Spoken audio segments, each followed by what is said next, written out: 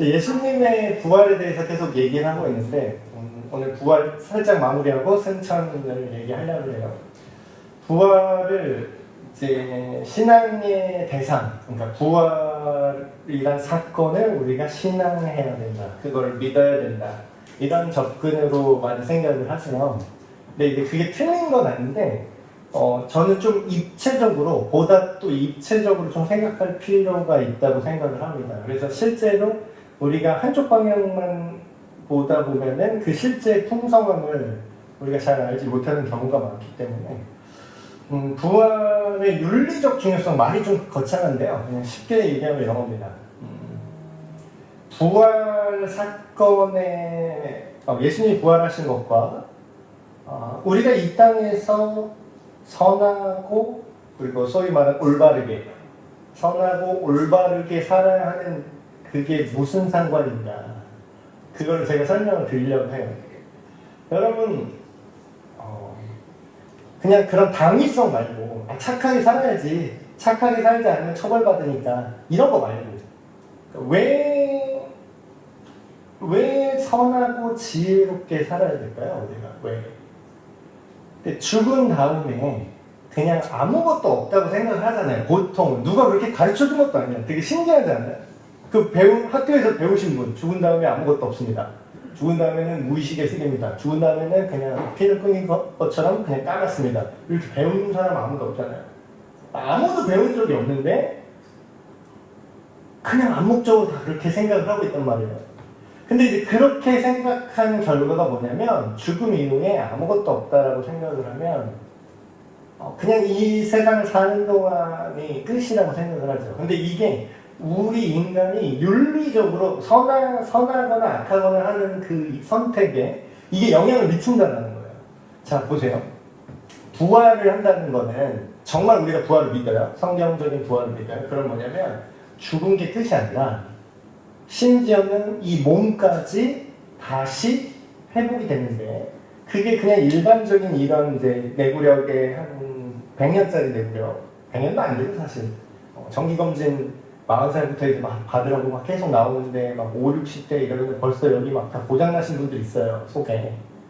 내장도 다, 이게 소모품이더라고요. 이게 의사 선생님이랑 얘기를 했더니 이게 그냥 무한히 재생되지가 않아요. 그 연골, 운동하는 사람들, 젊은 친구들, 뭐 무릎 연골, 그거 젊은 시절에 막 운동한다고 막 계속 가른 거예요. 무릎 연골을 계속 갈아서 쓴 거예요. 그러니까 이제 다 갈리면 어떻게 돼요? 못 써요. 이제 소모품이라. 이게 다시 재생이 안 돼. 그러면 뭐 인공관절 집어넣든지 어떻게 다시 해야 되지 않으면 이거는 회복이 안 되는 거예요. 근데 만약에 우리가 그걸 믿지만 우리가 상상력을 발휘해보는 거예요. 한 번도 그걸 경험해보지 못했기 때문에 우리 몸이 다시 완성이 돼요. 근데 우리의 최전성기 몸 그 이상으로 연골, 심장, 폐, 심폐지구력도 엄청 좋아요. 갑자기 수영 막 30m 안식을 막 할 수 있게 되는 그런 최고의 뭐 여성분들도 거의 막 운동선수급으로 내 인생에서는 내가 골골대면서 이렇게 살았지만 부활한 새 몸은 내가 체조 선수급으로 내 몸이 그렇게 움직일 수 있다면 좀 거룩한 상상력을 발휘해보는 거죠. 하나님이 우리를 완벽히 창조 때의 그 원형의 인간의 그 아름다움, 그 기능성, 뭐 에스베틱이라고 하는데 그런 것들이 완전히 회복된다고 해보세요. 저는 지금 육체적인 관점만 하나만 얘기한 거예요. 근데 그거는 우리를 담고 있는 육신이 부활한 건데, 육신만 부활한 게 아니라 우리의 영과 정서가 어디 수준이 되냐면 하나님 수준의 지혜와 하나님 수준의, 그러니까 아담이 되게 지혜로웠습니다. 타락 이전의 인류의 원래 뇌의 사용은 그 지혜와 지식, 암기 능력, 정보 처리 능력, 이게 압도적. 그러니까 온 세상 동물 이름을 다 짓지. 난 이름을 헷갈려서 비슷하게 생긴 애는 뭐 이름도 막 잘 구분이 안 되는데 그거를 다 얘는 얘고 얘는 얘고 얘는 얘고, 그걸 저는 풀만 봐도 다 똑같아요. 그냥 다 어떤 분은 근데 이건 무슨 약초, 이건 무슨, 그리고 요건 요랑 닮았는데 여긴 이게 이파리가 이렇게 가지고 얘는 이렇게 가지고 얘는 다른 애야. 그걸 어떻게 외웠지? 근데 우리의 지성과 감성과 도덕성과 이게 그날에 그게 확장될 거라는 거예요. 그러면 우리가 부활한 몸으로 천국의 삶을 사는 것, 헤븐리 라이프 스타일 이렇게 살게 될 텐데 그게 끝이 아니라 뭐지? 그거 이제 동화책 보고서 행복하게 잘 살았답니다 이러면서 그냥 끝난 게 그게 실제가 돼요. 실제로 그곳에서 살아야 돼요. 실제 부활한 몸뚱이를 가지고. 자, 그러면 여기까지 우리가 생각을 잘 못했는데 이렇게까지 생각을 해놓고 생각을 해봅시다. 우리가 지금 예수님 믿고 부활을 소망하면서 산다는 거는 내가 생각하고 느끼고 경험하고 판단하는 것들이 갑자기 탁 끊어졌다가 부활한 다음에 갑자기 빵 이렇게 나와요. 만약에 그게 지금 내 생각과 내 자아, 그러니까 내가 신두환이라는 걸 인식하는 그게 뭐 어떤 사람은 뇌에 있다고 하고 어떤 사람은 뭐 심장에 있다고 하고 어떤 사람은 뭐 영에 있다고 하지만 그 뭐 해부학적으로 생물학적으로는 우리가 밝힐 수 없고 어쨌든 우리 인지 나를 나라고 독립된 신두환이라는 개체로 인지하는 그게 뇌가 됐든 그게 있을 거잖아요. 그쵸? 근데 그게 부활한다. 그것까지 같이 부활하는 거예요. 그런 거예요? 연속성을 갖고 있어요. 연속성. 그런 거예요? 지금 개판으로 살면은 그때 가서 갑자기 마법처럼 될까? 약간 이런 우리가 착각해요. 부활의 그 새 몸이 우리가 무엇을 상상하든 하나님의 상상 가장 좋은 걸로 살 거예요 그러는데 하나님이 우리의 정신과 그걸 뭐 새롭게 하신다고는 해요. 죄성이 아예 없어지고 죄에 더 이상 유혹받지 않는 새 존재가 될 거다. 신학적으로는 그렇게 얘기를 하지만 부활한 우리의 미래에 대해서. 그러나 성경적인 그 맥락을 쭉 보면은 하나님의 성품상 갑자기 이전 거를 탁 우리 이전 지역을 우리의 모든 기억과 습관과 정서와 이런 걸 우리의 개인적인 그런 성격 있잖아요. 캐릭터. 그런 걸 싹 다 지워버리고 컴퓨터 포맷하듯이 싹 다 지워버리고 새 기억 딱 주입해가지고 부활한 몸을 하면 그게 나일까요? 그게 내가 아니잖아요.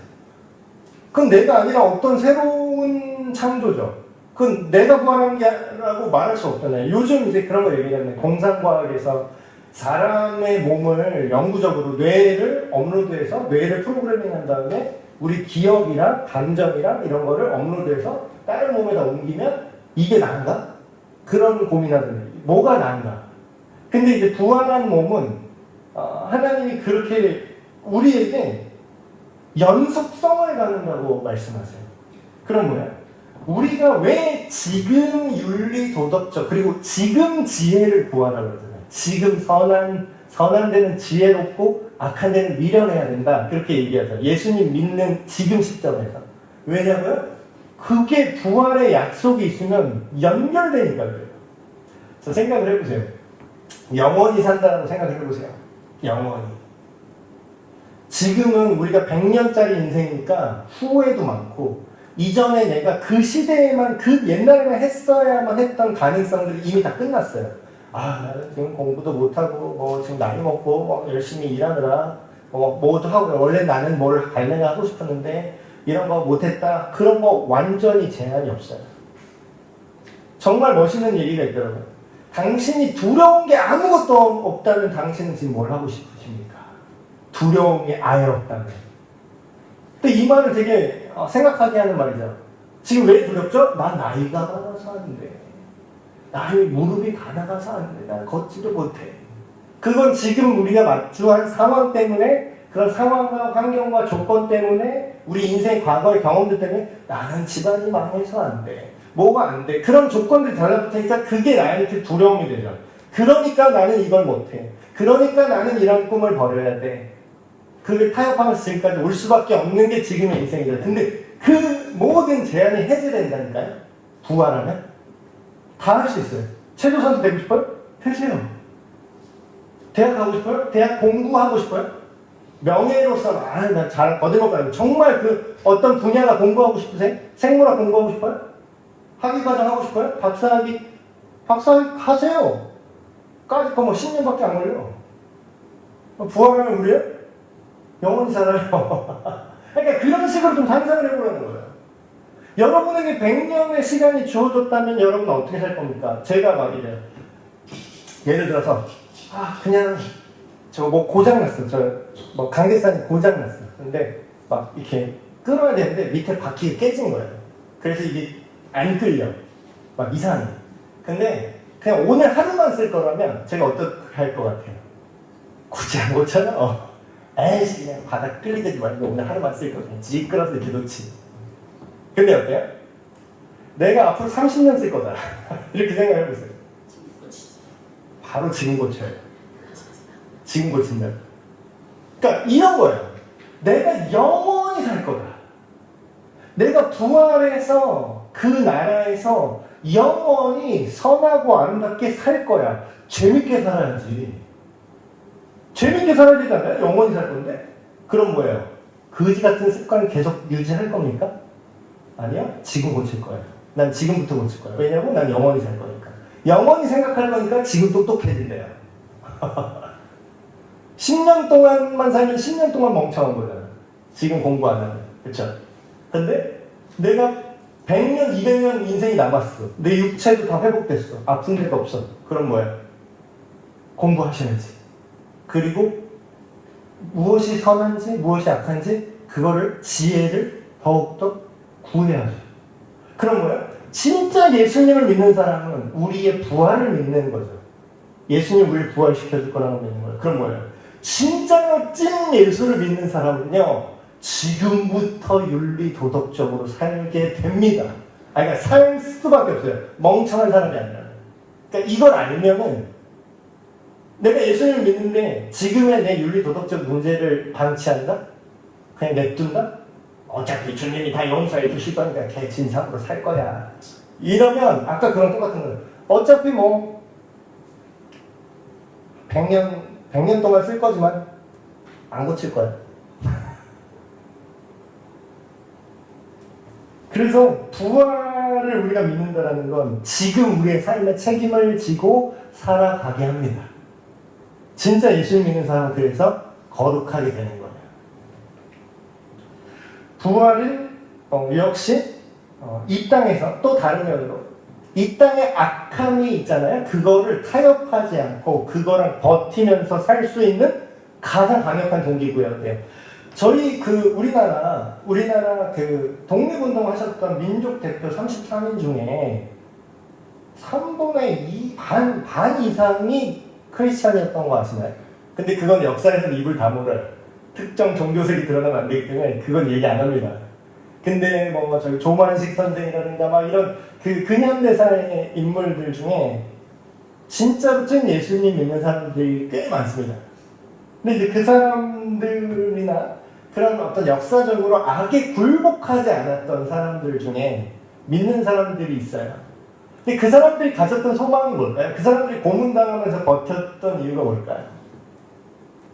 그런 거예요. 정말로 이걸 믿은 거예요. 정말로. 지금 고문해? 나 다리 절어. 평생 다리 절어. 그 한정기 목사님 같은 경우 그런 손양 주기철 목사님입니다. 그 고문당하고 그 사모님이 더 대단해. 살아 돌아오면 내 남편 아니고 죽어야 내 남편이요. 살아 돌아왔다는 건 예수를 부인했다는 뜻이니까. 그 사모님도 보통은 아니시더라. 옛날 사모님은 되게 강력한 스타일이셨나봐요.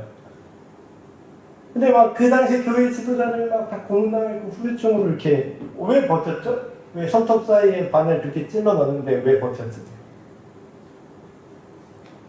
부활을 할 그만이야. 요즘 젊은이들 사이에 쓰는 그 용어가 있어요. 밈이라고. 뭐뭐 하면 그만이야 이런 게 있어요. 대학 떨어졌어? 직장 안 가면 그만이야. 이런 거 약간 자기 비하 쪽으로 쓰는 건데 원래. 근데 이런 걸 쓰는 거든. 이 세상의 악이 나를 핍박해? 내가 타협하지 않고 진리 안에 섰기 때문에 나에게 고난을 줘? 나를 고문해? 부활하는 그만이야. 그러니까 버티는 거예요. 부활신앙으로 이길 수 있어요. 부활신앙으로 이길 수 있습니다. 그래서 죄 속에서 지금 우리가 사는 세상 속에서 악과 타협하지 않고 죄와 굳건히 싸울 수 있는 근거가 돼요. 이게 부활이 그냥 대충 예수님이 부활하셨음을 믿어. 이런 게 아니라 우리랑도 상관이 있는 얘기예요. 부활이랑. 그래서 이거를 믿으면 이걸 좀 더 이렇게 폭넓게 알게 되면 되게 앞으로 어차피 영원히 살 거기 때문에 그 영원을 지혜롭게 준비할 필요가 있죠. 지금부터 생각하셔야 돼요. 지금부터 준비하셔야 돼요. 저는 막 이걸 잘 상상을 못하니까 일부러 그렇게 막 얘기했어요. 청년들한테는. 그러면 박사학위를 한 10개 정도 공부해보자. 그래봐야 100년도 안 걸려요. 100년은 그만이야. 이랬었어. 지금은 100년은 한평생 던져야 한평생 해도 못하죠. 근데 그날에는 우리가 부활하고 영원히 살기 때문에 100년, 1000년 아무것도 아니에요. 그럼 그동안 공부하고 어떤 지혜를 배우고 하나님의 사랑을 실천하는 것. 우리가 하나님이 사랑을 우리에게 주셨고 우리가 서로 사랑해야 되는 걸 알아요. 근데 그거를 고기도 먹어본 놈이 먹는다고 해본 사람이 이 디테일이 달라요. 그걸 실제로 어떻게 사랑할 것인가. 그걸 100년 연습할 거야, 그러면. 잘 못해? 100년 하면 잘하겠지. 잘 못해? 아직도 사랑을 나누는 게 어색해? 사랑으로 사람들 대하는 게 힘들어? 1000년 하면 되겠지. 그게 부활이에요. 근데 되게, 이렇게 생각하기 되게 신나지 않습니까? 시간에 제한이 없어요. 모든 게 가능해. 자원이 다 있어요, 나한테. 모든 걸 할 수 있어요. 육체적으로도 완벽해요. 그러니까 주님과 함께 어떻게 다스릴 건가? 이 하나님께서 맡겨주신 세상을 그 이후에 어떻게 지혜롭게 다스릴 건가? 재밌지 않아요? 되게 이렇게 상상을 하면은 그 어떤 사람은 막 천국 가면 되게 지루할 것 같아요. 그냥 하루 종일 머리에 링 달고 하프나 키고 있는 그런 지루한 삶이지 않을까요? 이렇게 생각하는데 실제로 천국의 상상을 제대로 하시면 부활한 이후에 우리 삶은 무궁무진합니다. 여러분이 지금 두려워하는 게 아무것도 없으니까요. 자, 이제 승천에 대해서 얘기를 해보는데 승천은 사실 그렇게 막 중요하게 생각을 안 해요. 잘 이렇게 막 다루지 않아. 왜냐하면 부활은 신학적 의미가 되게 명확하잖아요. 예수님께서 부활하지 않으셨으면 그분이 죄가 없는 하나님이라는 게 증명이 안 되는 거고 그가 부활하셨기 때문에 그의 죄사함이 모든 인류에게 의미가 있다. 그래서 부활교리는 되게 잘 생각을 하시는데 승천에 대해서도 잘 생각해보면은 생각할 게 많죠. 자, 첫 번째, 예수님이 승천하셨다, 하늘로 올라가셨다라는 거를 저는 그렇게 생각할 필요가 있다고 합니다. 예수님이 오신 것도 되게 신비가 많잖아요. 그래서 예수님 부활하신 거는 직접 목격한 사람이 워낙 증인들이 많기 때문에 물론 이 학문도 안 믿는 사람은 뭐 아니라고 생각하면 답이 없지만 실제적 증거들은 되게 명확해요. 그건 이제 내가 믿기 싫어서 아웅하는 거지 증거는 그냥 확실해요, 사실. 예수님의 부활에 대한 증언과 그 당시 정황과 그런 기록들은. 근데 이제 그건 명확한데 승천에 대해서 왜 명확하게 해야 되냐면 이런 사람들이 있어요. 이런 이단들이 있는데 예수가 재림을 했다라는 거예요. 예수님이 오셨는데 어디에 오셨냐? 저 하늘 성소에 재림하셨다. 이러고 있어요. 아니, 그러니까 하늘 성소 내가 오셨는데 안 오셨는데 내 눈으로 안 보이는데 뭐 있다 그러면 있는 거고 없다 그러면 없는 건데 그거 내 알바인가요? 그러니까 예수님의 재림을 믿는 것처럼 말하는데 사실상 예수님이 이미 재림하셨고 근데 나한테 일을 맡기셨다. 기승전 교주. 기승전 예수님이 이미 재림하셨고 이제 그 다음 바통은 내가 받았음. 이제 내 말 들어. 나한테 돈 줘. 이거였고. 이단 사이비의 그 논리가.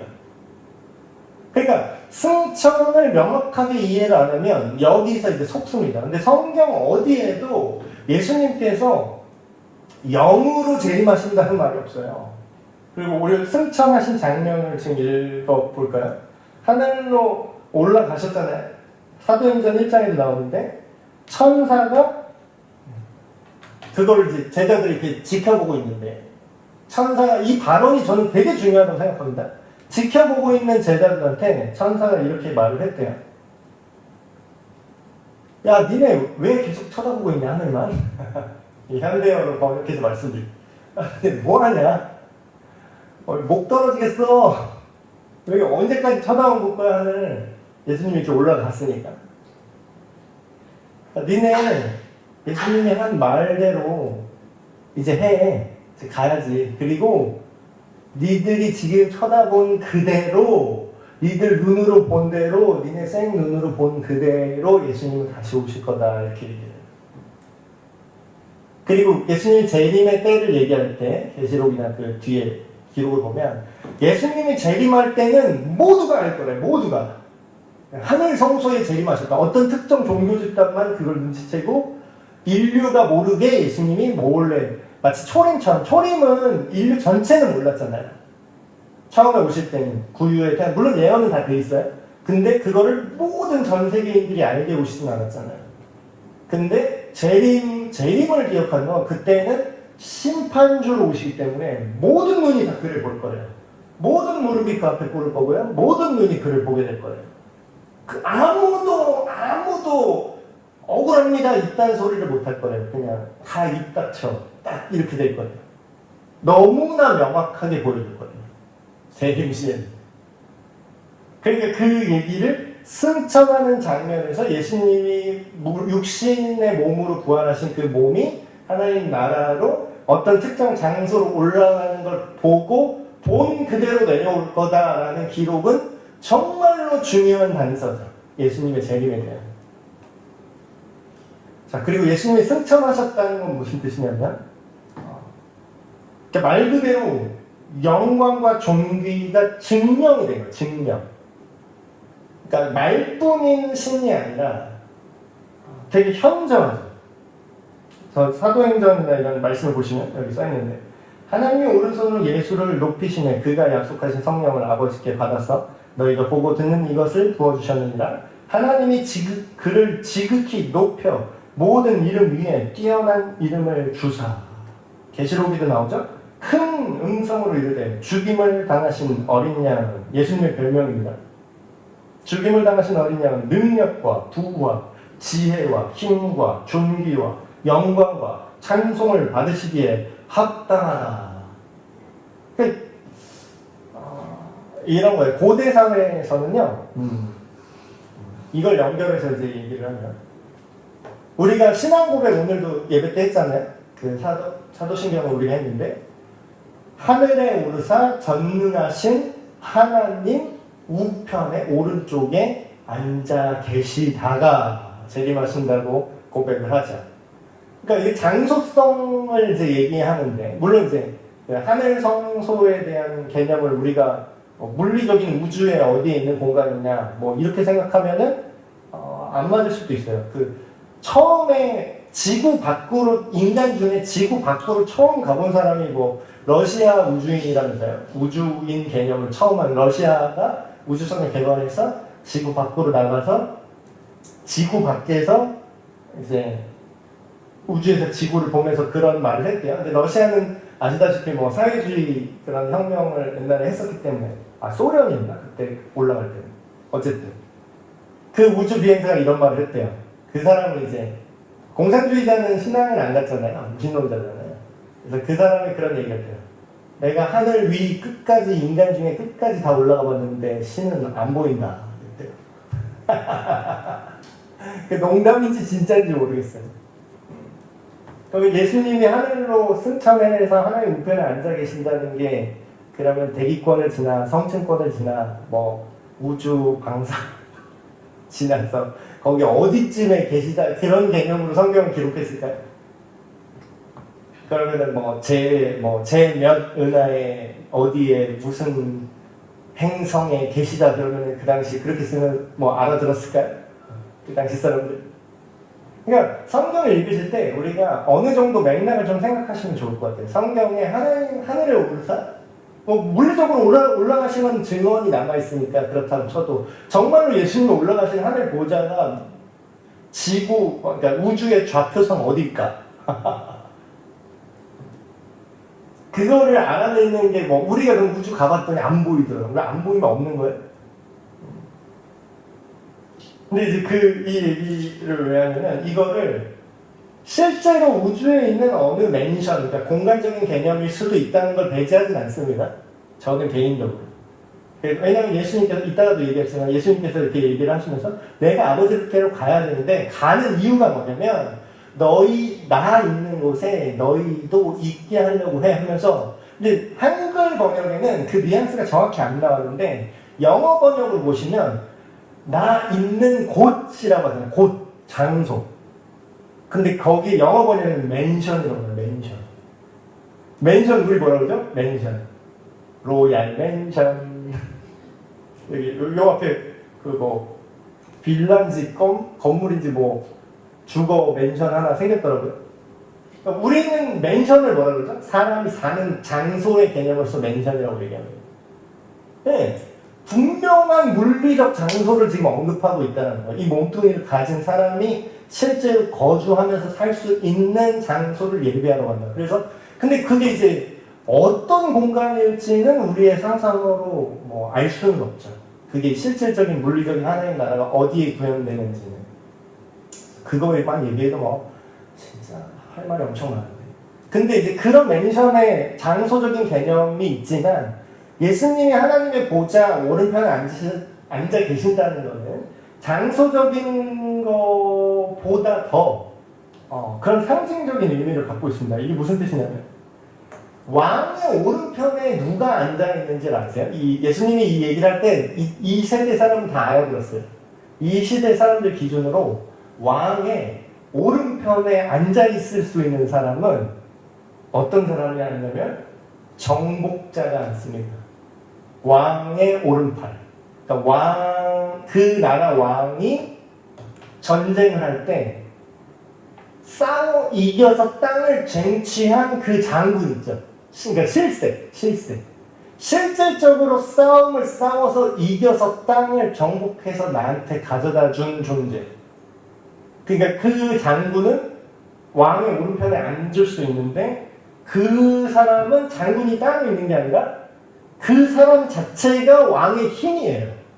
그 오른편에 앉아있는 그 장군이 왕의 힘이라고 그냥 왕의 힘의 상징이에요. 상징.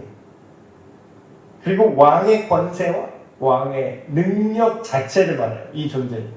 그래서 이 관계는 이제 범접할 수 없는 관계죠.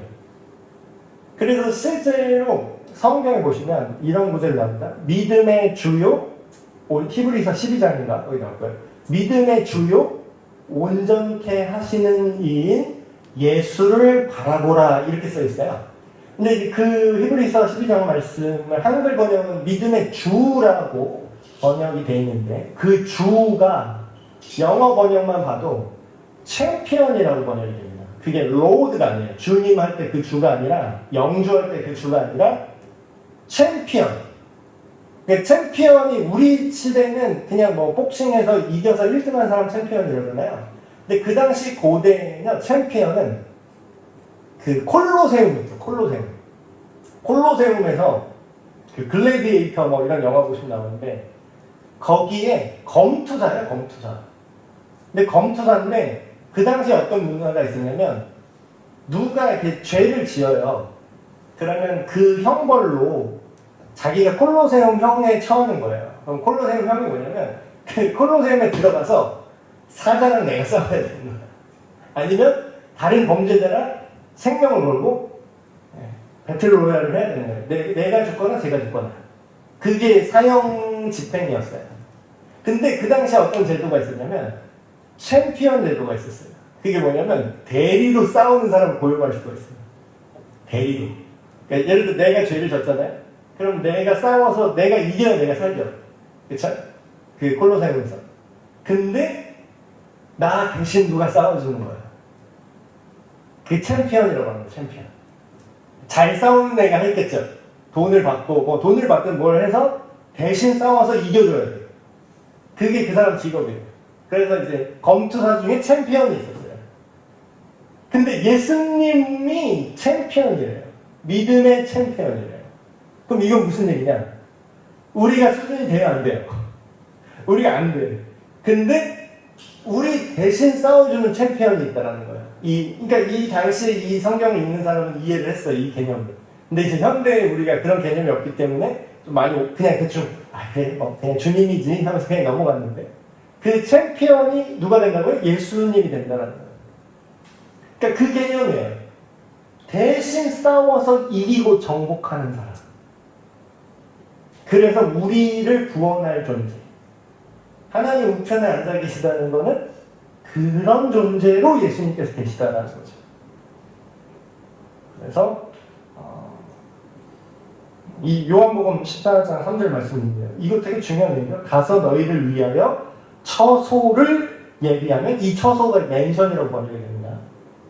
내가 다시 와서 너희를 내게로 영접하여 나 있는 곳에 너희도 있게 하리라. 네. 그러니까 예수님이 승천해서 하나님 곁에 존재적으로 존재하신다는 것은 우리가 유치하게 그럼 우주에 어디 있을까? 아니면 근데 저는 이게 물리적 공간으로 하나님 보좌가 어디 있을까 잘 모르겠어요. 근데 그걸 그가 알고 모르고가 중요하다면 성경에 써있을 텐데 그게 우리가 별로 사는데 중요하지 않기 때문에 자세하게 얘기가 안 돼 있죠. 네, 어쨌든 그래서 또 다음을 보면 예수님이 승천하셨다는 게 왜 중요하냐? 아까는 좀 비슷한 내용인데 아까는 우리 몸만 생각했죠. 우리의 부활이 신앙생활의 실질적인 오늘의 삶에 중요한 이유가 우리 몸에, 그러니까 나에게 집중했어요. 근데 승천은 뭐냐면요. 우리가 있을 장소로서의 소망을 줍니다. 장소.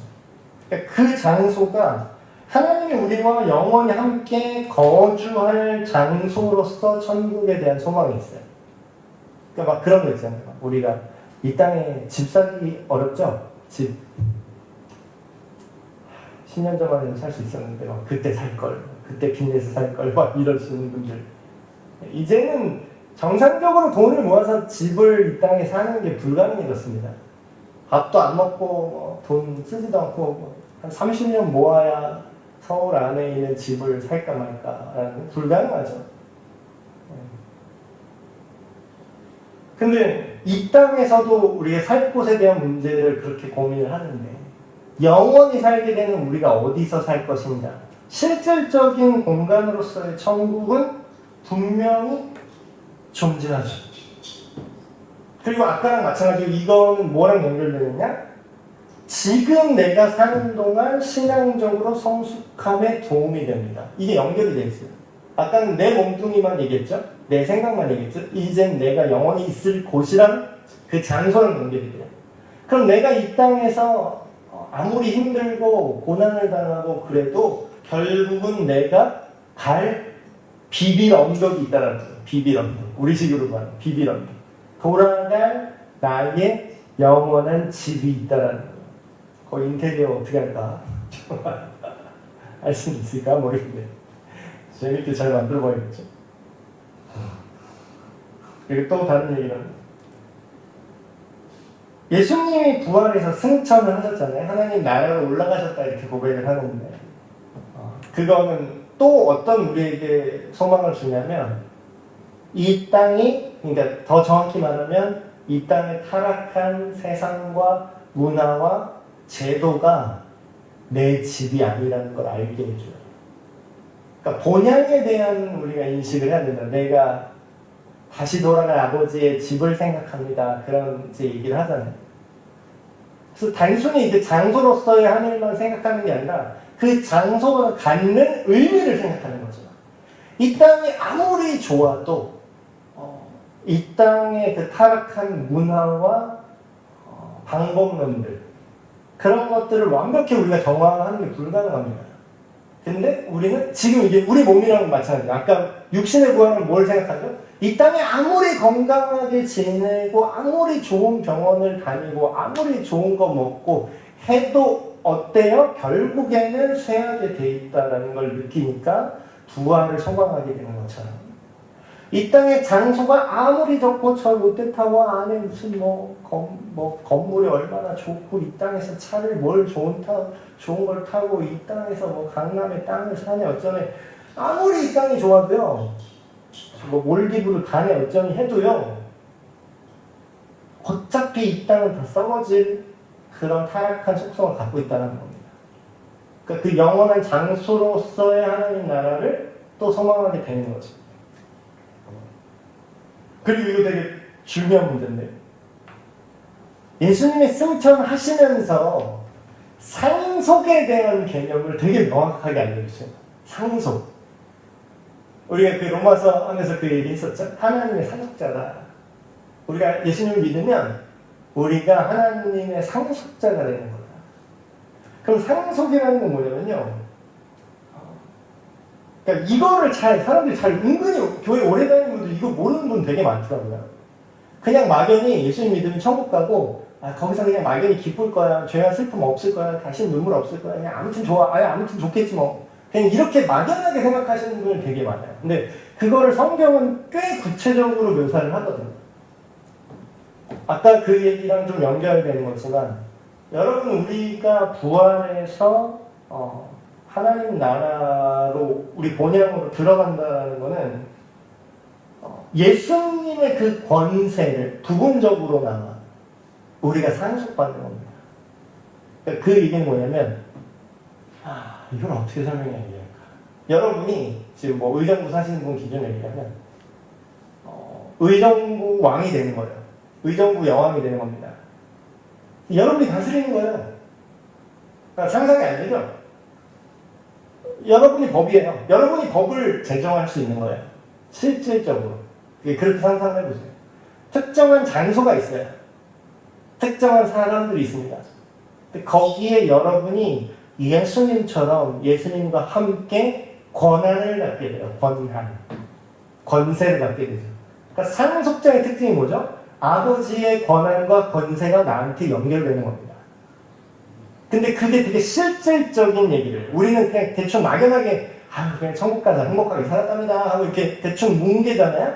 근데 성경의 기록을 보면 그날에 여기 써있죠. 이기는 그에게는 내가 내 보좌에 함께 앉게 하여 주는데, 그게 어떻게 하는가? 내가 이 모든 것을 이기고 아버지 보좌에 함께 앉은 것 같이 니들한테 해줄게, 이렇게 얘기해요. 이거보다 더 구체적이게 말해볼까요? 이기는 자와 끝까지 내 일을 지키는 그에게 만국을 다스리는 권세를 주리니, 그러니까 철장을 가지고 그들을 다스려 질그를 깨뜨린 것 같이 하리라. 나도 내 아버지께 받은 것이 그러하니라.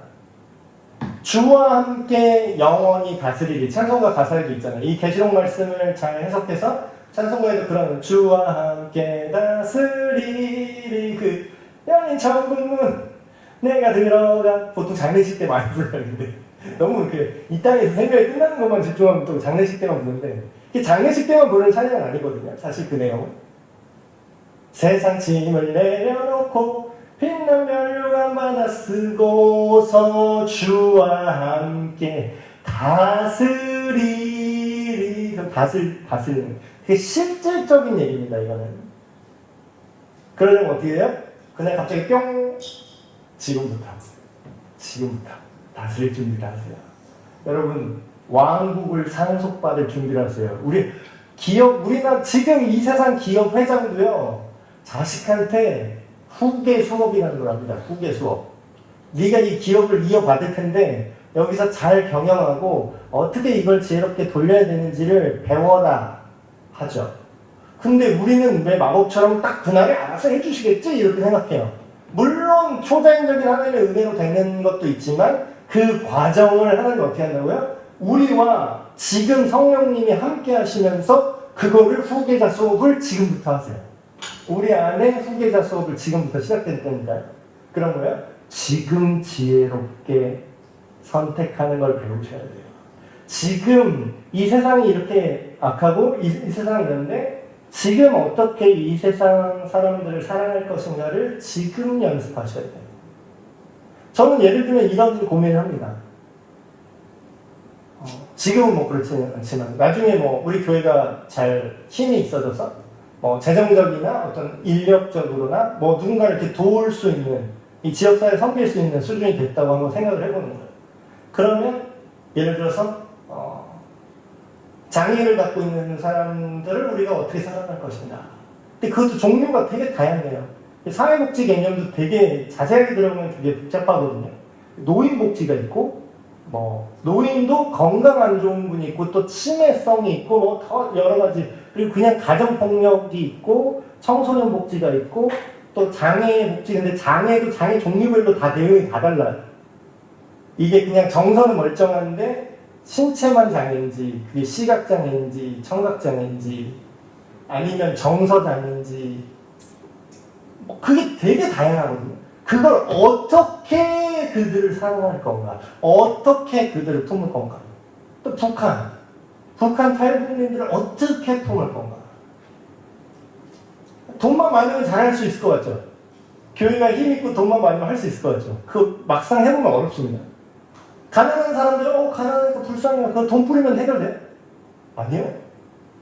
돈 준다고 그게 해결이 안 돼요. 돈으로 해결이 안 된다니까요. 그들이 그 돈을 받아서 스스로 쓸 수 있게끔 돕는 건 전혀 다른 문제예요. 전혀 다른 문제예요.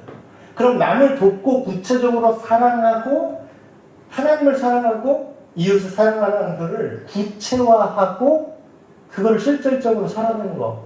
청년들 미래 세대 사랑하세요. 청년을 사랑합시다. 어떻게 사랑할 건데? 그냥 청년들한테 그냥 돈 뿌릴까? 그거 사랑 아닙니다.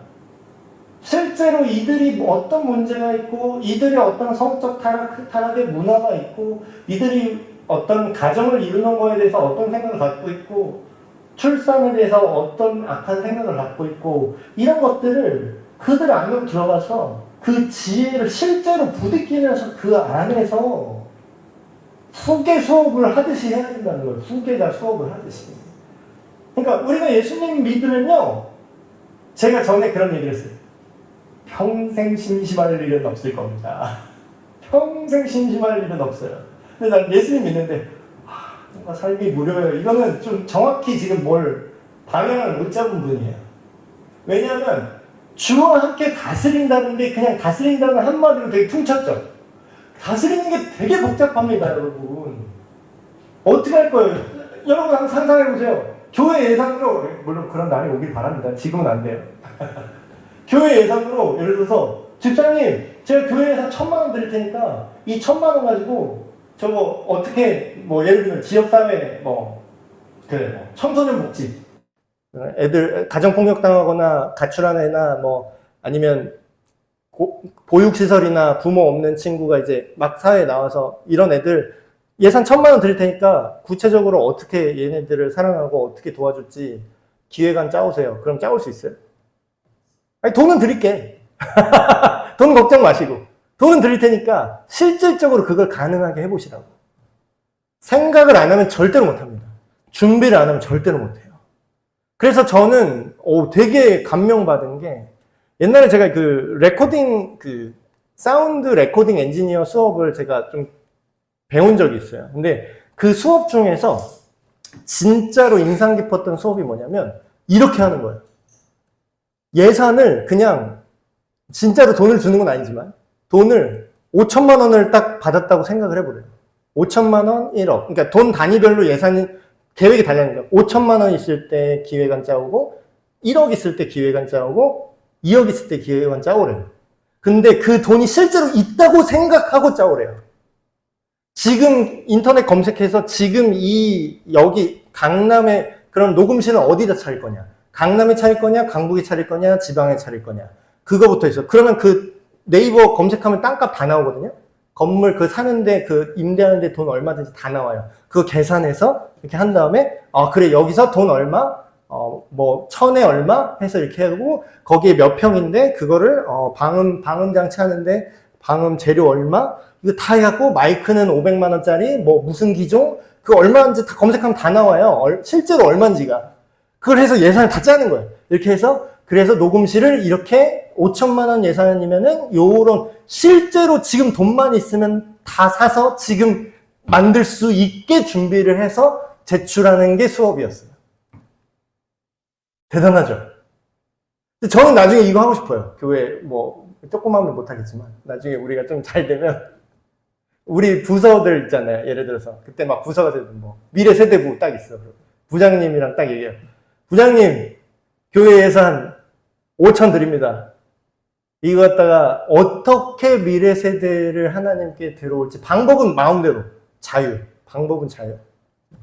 예산, 인력 드릴게요. 교사 몇 명 투입시켜 드릴게요. 같이 됐고 어떻게 할지 구체적으로 계획 짜오세요. 너무 재밌지 않을까요? 한 분야만 지금 얘기한 겁니다. 찬양팀 예산 1억 드릴게요. 악기 뭐 사고 사람들 인력 어떻게 하고 이 사람 연습시키는 거 어떻게 하고 아니면 여기서 인원이 없다. 그럼 외부 인력 돈 얼마 주고 사올 거고 고용할 거고 이거 다 계획해서 내보세요. 교회 뭐 이런 일만 해도 되게 많아요. 어린애들, 북한 탈북자 애들 어떻게 도와줄 거예요? 그러면은 돈을 던져주고 해보시라고 하면은 그때부터 되게 구체적이 돼요. 우리가 왜 무섭죠? 왜 못하죠? 아까 그 얘기했죠. 두려움이 없다면 우린 뭘 할 수 있을까? 두려움이 없다면 우린 뭘 할 수 있을까? 돈이 없어서 시간이 없어서 못했잖아요. 돈 드릴 테니까 시간 드린다니까요. 해보세요.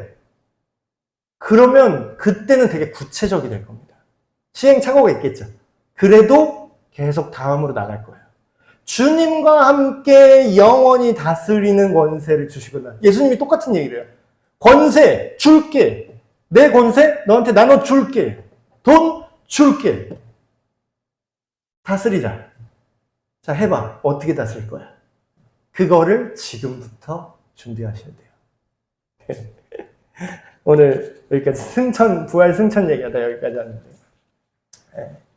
저는 그리스도인들이 힘이 없는 이유가 성경에 구체적이고 풍성하게 나와 있는 진리를 우리가 구체적으로 생각하지 못하고 그거를 막연하게 생각하고 추상화하고 그냥 어떤 영적인 어떤 특정 집단에만 주어진 신비라고 생각할 때 우리가 힘이 없어지는 것을 봅니다.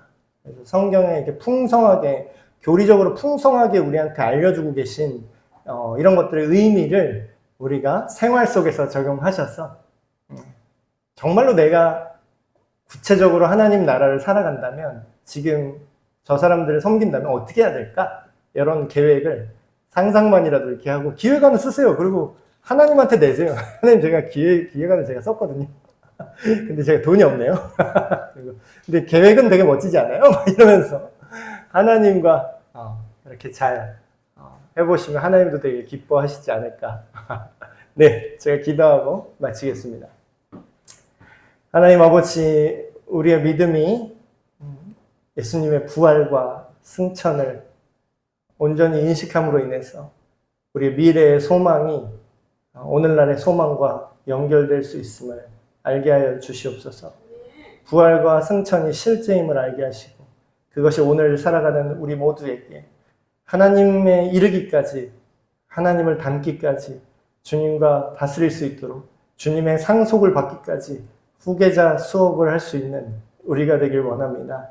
주님을 닮아 거룩하고 선하고 지혜롭고 아름답게 우리를 변화시켜 주시옵소서. 우리 주 예수 그리스도의 이름으로 기도합니다. 아멘. 네, 마쳤습니다.